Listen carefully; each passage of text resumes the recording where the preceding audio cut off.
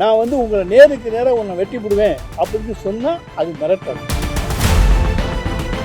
சட்டமன்றத்தினுடைய கதவுகளை மூடுவோம். சட்டமன்ற உறுப்பினர் சிறை வைக்கிறதுக்கு நாங்கள் போயிருக்கோங்க. சட்டமன்றத்தில் எங்களை ஜெயிலில் அடைக்கிற போல அடைக்க போறீங்களா?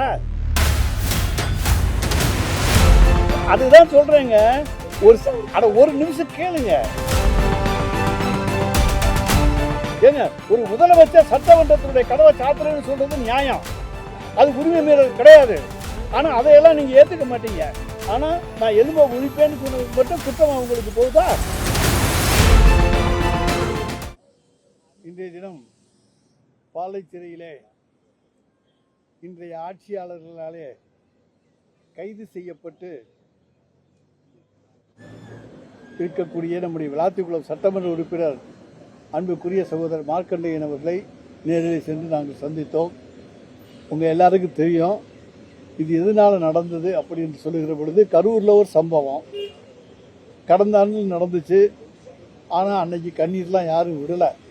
இன்னைக்கு ஜனநாயகன் படத்தை பார்த்துட்டு அந்த கண்ணீர் விடுறாங்க பாருங்க அந்த அமைச்சர்கள்லாம்.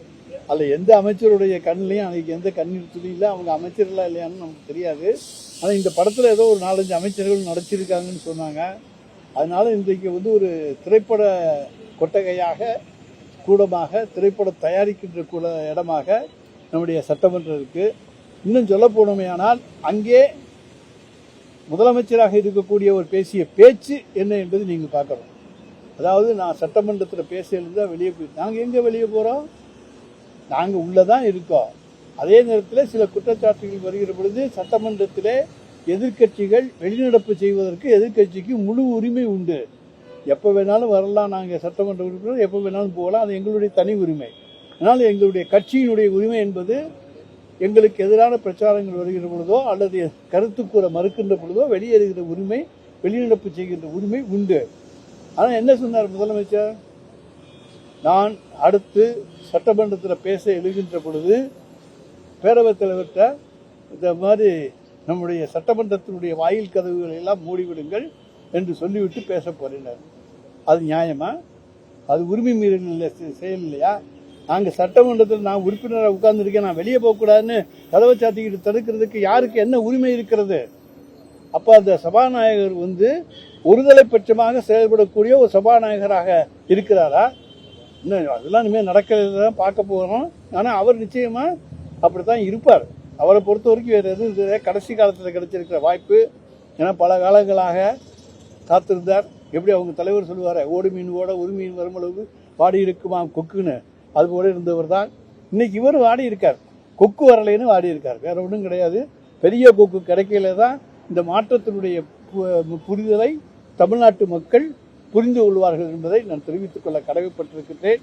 இன்னும் சொல்ல போடவேனா, இன்னைக்கு நாங்கள் அவர் இங்கே என்ன சொல்கிறாங்க, ஒரு 2-3 மீம்ஸ் போட்டிருக்காங்க. ஒருத்தர் டிடிசிபியில் சொல்கிறார், நான் ஃபண்டு கொடுக்கறது இல்லை அப்படின்னு. யாரும் நாங்கள் எங்கள்கிட்ட யார்கிட்டையாவது ஃபண்டு கொடுத்தாங்களா? அப்போவே இஷ்டப்படி கதையை விட்டுக்கிட்டு போனால் அதுக்கெல்லாம் நாங்கள் பொறுப்பாக முடியுமா? அவன் ஓமணி பஸ்ஸுக்கு நான் 5 லட்சம் ரூபா கொடுக்கலைங்கிறா. அடுத்து இன்னொருத்தர் ஒவ்வொருத்தரும் ஒரு மாதிரி சொல்லிட்டு குறைச்சிட்டு இருக்காங்க. ஆனால் பள்ளிக்கூடத்துக்கு நாங்கள் பணம் கொடுக்கல அப்படிங்கிறாங்க. ஆனால் இதையெல்லாம் சேர்த்து வச்சு ஒட்டு மொத்தமாக வாங்குற வழி ஆதவ அர்ஜுனாவுக்கும் தெரியும், விஜய்க்கும் தெரியுங்கிறது எங்களுக்கு தெரியும். அதனால அது ஒன்றும் மக்களை காப்பாற்றுகிற அரசோ மாற்றம் தருகின்ற அரசோ கிடையாது. இது ஜனநாயகன் படத்தை போல அமைச்சர்கள்லாம் சினிமா பார்க்கலாம், வேடிக்கை பார்க்கலாம். அப்படிப்பட்ட அரசு தான். இன்றைக்கு அரிசி விலை என்ன விற்கிறது? தமிழ்நாட்டு மக்கள்லாம் தத்தளிக்கிறாங்க, கெஞ்சுறாங்க. எங்கள்கிட்ட கேட்டாங்க, சொன்னோம் மாற்றம் வேணும்னு கேட்டீங்களாம்மா, மாறிடுச்சு. அரிசி விலை உயர்வது அது ஒரு மாற்றம். ஒருத்தர் மின்சார கட்டணத்தை கொண்டு எனக்கு முன்னாடிலாம் 2500 ரூபா வந்துச்சு, இப்போ 5000 ரூபா வருது, டபுள் மடங்கு. இதாயா மாற்றம்? இந்த மாற்றத்தை தானே கேட்டீங்க, வந்திருக்கு, அனுபவிங்க அப்படின்னு சொல்லியிருக்கோம். இப்படி ஒவ்வொரு துறைதோறும் இன்றைக்கு மக்கள் மாற்றங்களை சந்தித்துக் கொண்டிருக்கிறார்கள் என்று சொன்னால் எதிர்மறை மாற்றங்களை தந்து கொண்டிருக்கிற ஆட்சியாகத்தான் இன்றைய தாவேகா ஆட்சி இருக்கிறது என்பதை தெரிவித்துக் கொள்கிறோம். இன்னொன்று, அது எங்களை பொறுத்த வரைக்கும் அவங்க பிஜேபியினுடைய ஸ்லீப்பர்ஸில் தான். அதில் எந்த விதமான சந்தேகமும் கிடையாது. எப்போ அவங்க தட்டி விடுவாங்களோ அன்றைக்கி எந்திரிச்சுவாங்க, 10 நேரத்தில் படுத்துக்குவாங்க. அதனால் தமிழ்நாட்டு மக்களை பற்றி சிந்திப்பதற்கு அவர்களிலே யாருக்கும் நேரம் கிடையாது. அதனால தமிழ்நாடு தான் இன்னைக்கு வஞ்சிக்கப்பட்டிருக்கிறத தவிர வேற இல்லை. இப்போ பார்த்தீங்கன்னா கோயில் நில பிரச்சனை, கரூரில் பார்த்தா 3000 ஏக்கர் போச்சுக்கிறான், பழனியில் பார்த்தா 100 கோடிங்கிறாங்க, இப்போ பார்த்தா காரைக்குடியில் 100 கோடிங்கிறாங்க. என்னையா ஒன்றுமே புரியல. ஒரு டிஆர்ஓ வந்து ஒரு எக்ஸிக்யூட்டிவ் ஆஃபீஸர், செயல் அலுவலர், அந்த கோயிலுக்கு உண்டான நிர்வாக செயல் அலுவலர் வந்து இதை வந்து கோயிலுக்கு சொந்தமான நிலம், எனவே இதை பட்டா மாற்றம் செய்யக்கூடாது என்று சொல்லுகிற பொழுது இன்னைக்கு என்னென்ன வகையான கோல்மால்லாம் சட்டத்தில் பண்ண முடியுமோ ஒருத்தர் வர்றா. இங்கே இருக்கக்கூடிய ஒருத்தர் இப்போ அப்துல் வஹாப்னு வச்சுக்கோங்க, அவர் வந்து இன்னொரு பேரை சொல்லி ஒரு பத்திரத்தை பதிகிறாரு. அதை நான் ரகுபதி வாங்குறேன், ரகுபதிக்கிட்ட ஆவடி பண்ணாச்சு வாங்குறாரு. இப்படி சொந்தமே இல்லாமல் 3 பேர் வாங்கி 4வது இடத்துல போய் இவ்வளோ பத்திரமும் நாங்கள் பதிஞ்சு வச்சுருக்கோம், எங்களுக்கு அதை நீங்கள் கொடுங்கன்னு சொல்கிறாங்க. ஒரிஜினலில் ஒருத்தர் ட்ரஸ்டின்னு சொன்னால் அந்த ட்ரஸ்டின்னு இருக்கிறவர் நான் அதில் பண்ணவே இல்லைன்னு சொல்கிறாரு. இன்னும் சொல்ல போனமையானால் எந்த ட்ரஸ்டிக்கும் எக்ஸிக்யூட்டிவ் ஆஃபீஸர் அல்லது துணை ஆணையர் அனுமதி இல்லாமல் இடத்தை விற்க அனுமதி கிடையாது. எனவே எல்லாத்துலேயும் ஊழல். இது இப்போ டிஆர்ஓ ஒரு 10 நாளைக்கு முன்னால் பண்ணியிருக்காருன்னா எந்த நடவடிக்கையும் கிடையாது. அந்த மக்கள் போராடினாலும் நடவடிக்கை கிடையாது. அதுதான் இந்த ஆட்சி. எனவே பத்திரப்பதிவு துறையில் எந்த இது பத்திரத்தை கொடுத்தாலும் பதிஞ்சுக்கிட்டு தானே இருக்காங்க. பதியாமல் எந்த பத்திரம் இருக்காங்கன்னு வந்து அங்கே அந்த துறையினுடைய அமைச்சர் சொல்ல முடியுமா? அதை போல எல்லா வகையிலும் இந்த கோயில் நிலங்கள் சூறையாடப்படுகிற ஆட்சியாக இந்த ஆட்சி இருக்கிறது. அது மட்டும் உண்மை. எதுவும் கேட்கணும். கல்வித்துறையில பள்ளிகளுக்கு வந்து நான் ஜோகர் தலைவர் வந்து சொல்லியிருக்காரு, 1 ரூபா கூட கொடுக்கல, ஆனா எனக்கு ஒரு ஸ்கூல் கிடைச்சு கடந்த முறையோட இப்போ இது பண்ற மாதிரி அவர் ட்விட்டர்ல போட்டுருவாரு. அவர்கிட்ட வந்து யாரு கேட்டாங்கன்னு சொல்லட்டும். இன்னொன்னு சொல்றேன் எனக்குங்க, இன்னும் 6 மாசம் கழிச்சு அவர் என்ன சொல்றாருங்கிறதையும் நீங்க பாருங்க. என்ன சொல்லுவாரு? என்ன சொல்றாரு? நான் கொண்டு பார்ட்டி ஃபண்டு கொடுத்துட்டு வந்திருக்கேன்னு சொல்றாரு.